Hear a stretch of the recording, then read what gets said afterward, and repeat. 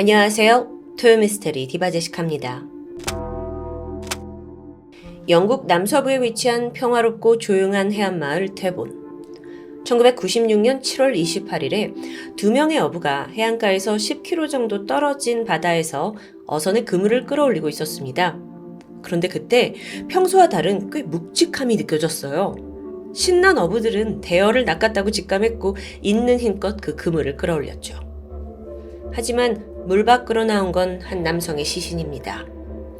신고를 받은 해경이 출동했고 시신은 육지로 옮겨졌는데 부검을 했습니다. 그런데 뒤통수에 상처 하나가 보여요. 하지만 직접적인 사망 원인은 익사로 판명되죠. 그 외에 특별한 외상은 없는 것 같아서요. 경찰은 고민하던 끝에 일단 자살 사건으로 추정했습니다. 종종 해안가 절벽에서 뛰어내리는 선택을 하는 사람이 있었기 때문이죠. 뛰어내리다가 머리 뒤쪽을 부딪혔을 수도 있고요. 자, 그러면 다음으론 누구인지 신원을 파악해야 합니다. 근데 이게 결코 쉽지 않았어요. 한여름 날씨에 오랫동안 물에 잠겨 있어서 시신의 얼굴이 전혀 알아볼 수 없는 상태였습니다.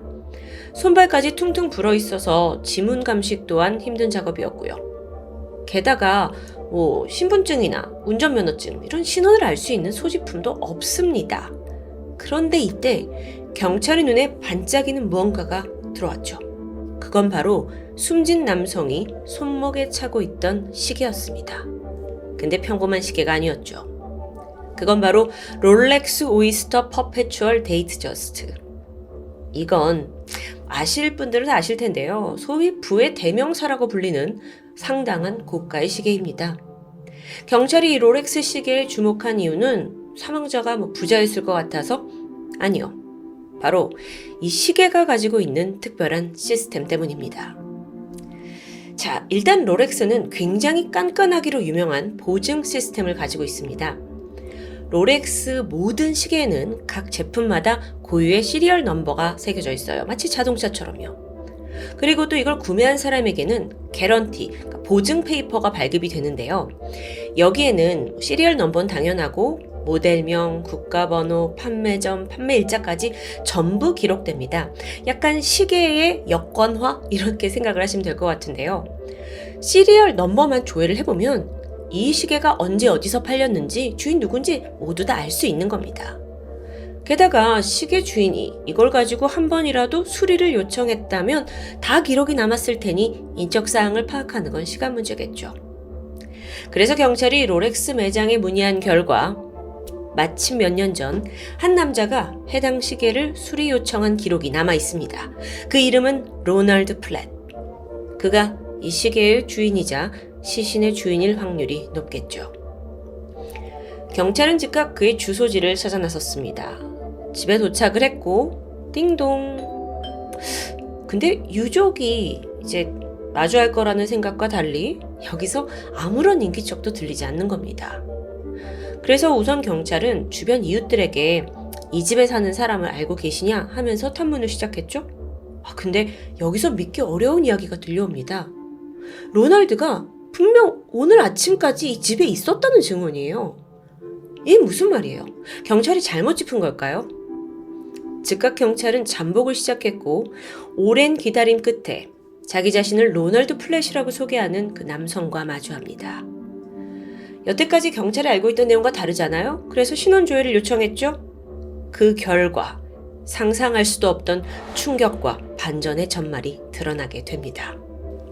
먼저 이웃들이 로널드 플랫이라고 믿고 있던 이 남자의 정체는 알버트 존슨 워커, 캐나다 출신이에요. 그리고 숨진 로널드의 동업자였죠. 그리고 놀랍게도 현재 인터폴 수배자였습니다. 이 수상한 남자에 대해 좀 더 알아보면 알버트 워커는 1945년생으로 캐나다 온타리오 출신입니다. 근데 어릴 적부터 아주 머리가 좋았다고 해요. 비상했죠. 하지만 또 학업의 두각을 나타낸 건 아닙니다. 그래서 고등학교를 중퇴한 뒤에 여러 직업을 전전긍긍하다가 마침내 한 회계 사무실에 취업을 하게 되죠. 회계 사무실은 돈을 다루는 거죠. 이 알버트는 돈에 관련해 셈이 빨랐습니다. 그래서 여기서 세금과 회계에 관련된 금융 정보를 그 누구보다 빠르게 익히게 돼요. 어느덧 시간이 지나고 일이 익숙해졌습니다. 그러니까 알버트는 아예 프리랜서로 독립을 해서 재무관리 일을 시작했는데요. 점점 입소문이 타면서 그에게 돈을 가지고 와서 내 돈 불려달라라고 찾아오는 고객이 늘어나게 되죠. 이에 알버트는 기회구나 싶어서 워커 파이낸셜이라는 그러니까 고객의 돈 관리를 해주는 펀드 회사를 차리게 됩니다. 회사는 나날이 성장했어요. 캐나다 내에 6개의 지점을 냈을 정도고요. 직원도 30명 이상 고용하고 있었죠. 개인적으로 그의 명성 또한 너무 자자했습니다. 평판도 좋고요. 주말마다 교회에서 주일학교 선생님으로 봉사를 했고 또 아내와 4명의 자녀들에게 늘 다정한 아버지이자 남편이었습니다. 사람들은 그를 성공한 사업가로 신뢰하면서 그는 더 많은 고객을 유치하게 되죠. 너무 긍정적인 이야기가 많죠. 자, 이제부터입니다. 그렇게 창창하던 1988년 알버트가 욕심의 구렁텅이에 빠져요. 고객의 돈을 주식 투자에 펀드에 투자해서 불리고 있었잖아요. 근데 이게 더 많은 수익을 내면 당연히 자신의 수익도 수수료가 많아지는 구조입니다. 그러니까 점점 투자의 규모를 올리더니 결국 무리한 투자로 큰 빚까지 지게 되는 상황에 이릅니다. 그렇게 극에 치닫게 되자 알버트가 갑자기 모든 걸 저버리고 해서는 안 될 짓을 저지르고 마는데 1990년 12월 어느 날이었어요. 아내한테 뭐라고 하냐면 15살 된 그 딸 시나와 둘이서만 2주간 유럽 여행을 가겠다고 거의 통보하듯이 말합니다. 그리고 서둘러 짐을 챙겨서 딸과 떠났어요. 아내는 당황했죠. 하지만 알버트가요, 떠나기 직전에 고객 70명이 맡겨둔 재산을 탈취해요. 그게 약 320만 달러, 좋게 30억이 넘는 돈입니다. 그것도 모자라서 교회 금고에 있던 헌금, 고액의 헌금을 통째로 훔치고요. 또 아내 몰래 집을 담보로 대출까지 받은 상황이었죠. 말도 안 돼요. 아내와 자식 3명은 둔 채 그대로 딸만 데리고 도주해버린 겁니다. 뒤늦게 이걸 알게 된 아내는 절망했고 또 돈을 뺏긴 고객들이 분노하면서 신고가 들어갑니다. 그러면서 알버트에게 인터폴 수배가 내려졌던 거죠. 성공하는 사업가에서 갑자기 도망자, 사기꾼 신세로 전락했는데요. 그는 어디로 갔냐? 영국으로 갔습니다. 여기서 사기꾼이 가장 먼저 해야 될 일은 뭐였을까요? 신분 세탁이죠. 그는 데이비드라는 가짜 이름을 사용했고요. 자기 자신을 캐나다에서 온 부유한 사업가로 포장합니다. 그간 회사를 운영하고 또 돈 많은 고객들을 상대하면서 여러 사교 기술을 많이 익혔다고 해요. 또 지식도 많았고 그래서 사람들을 속이는 건 어렵지 않았습니다. 그리고 여러분 여기서 더 기가 막힌 포인트가 있는데요. 이게 정말 이해가 안 되는 부분인데 그 영국에서 새롭게 삶을 시작하잖아요. 근데 알버트가 딸 시나를 늘 데리고 다녔어요. 근데 만나는 사람들한테 이 딸을 내 아내다 라고 소개하고 다니는 겁니다. 완전 단단히 미친 거예요. 이때 두 사람을 만났던 한 여성의 증언에 따르면 그러니까 알버트의 아내인 줄 알았던 그 딸의 행동이 분명 어색하고 불편했다고 기억합니다. 말을 할 때마다 알버트의 허락을 받아서 하면서도 쭈뼛쭈뼛하고 굉장히 철저하게 통제된 삶을 살았던 것 같아요. 그렇게 기이한 이중 생활을 하던 중 그는 한 남성을 만나게 됩니다. 그게 바로 사망한 로널드 플랫이에요. 들어보세요. 로널드는 평범한 TV 수리공이었습니다. 근데 캐나다에서 온 이민자라는 이 공통점 때문에 알버트와 친해진 듯해요. 아니면 알버트가 일부러 그에게 다가간 걸 수도 있죠. 왜냐면 로널드가 맨날 입버릇처럼 말하던 꿈이 있습니다. 나는 이 영국 생활 다 정리하고 캐나다, 내 고국으로 돌아가고 싶습니다. 라는 거였어요. 어쩌면 알버트는 머리가 번뜩했을 수도 있습니다. 그렇게 로널드에게 접근했고 당시 알버트는 유령 회사를 영국에서 운영하고 있었거든요. 사기꾼답죠. 그런데 어느 날 갑자기 그 TV 수리를 하던 로널드를 자신의 동업자로 회사에 등록해요. 그렇게 두 사람이 굉장히 빠른 속도로 친해지더니 얼마 후에 로널드가 캐나다로 돌아가서 정착하는 걸 알버트가 다 도와주겠다고 말합니다. 그리고 자기가 적극적으로 나서기 시작하죠. 이거 냄새가 나죠. 캐나다 항공권 다 자기 돈으로 끊어주고요. 이사 비용까지 지원해줬습니다. 로널드는 웬 떡인가 싶어 너무 기뻤고요. 하지만 이때 한 가지 알버트가 요구한 게 있습니다.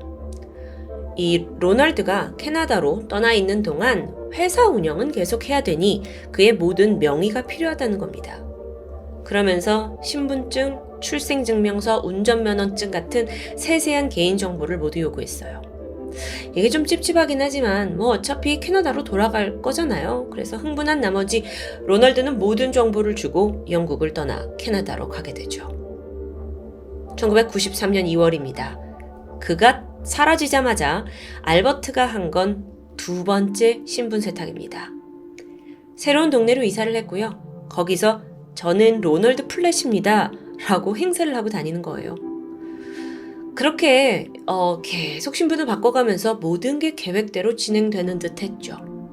하지만 3년 후인 1996년 캐나다에 갔던 진짜 로널드가 정착이 실패하고 다시 영국으로 돌아오면서 문제가 발생합니다.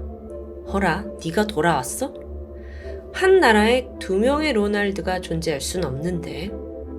1996년 7월 20일 알버트는 오래간만에 이렇게 만난 게 너무 반갑다며 로널드를 바다 낚시에 초대합니다.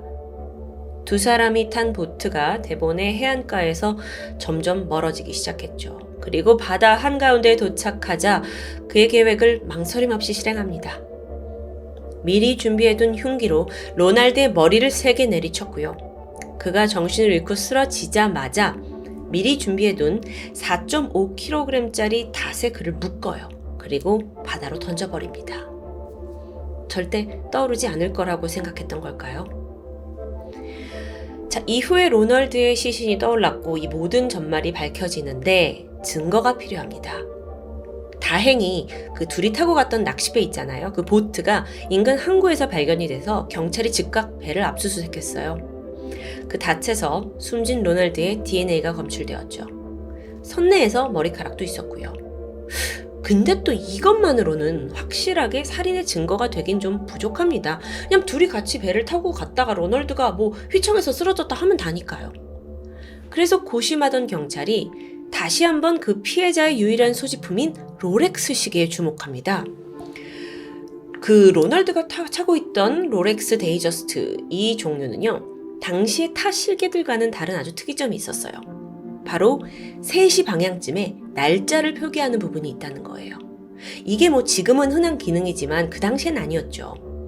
이게 롤렉스의 창업자가 각종 회의와 또 계약을 해야 하는 비즈니스맨들이 롤렉스를 많이 차잖아요. 그러니까 날짜를 알려주는 기능을 꼭 넣어야겠다 해가지고 넣고 이게 그 당시에는 굉장히 획기적인 아이디어였다고 하는데요. 어쨌든 시신이 발견됐을 당시에 그 시계의 날짜는 22일에 멈춰 있었습니다. 추정컨대 시신이 발견되기 일주일 전인 7월 22일일 거예요. 그럼 그때 시계가 멈춘 걸까요? 글쎄요.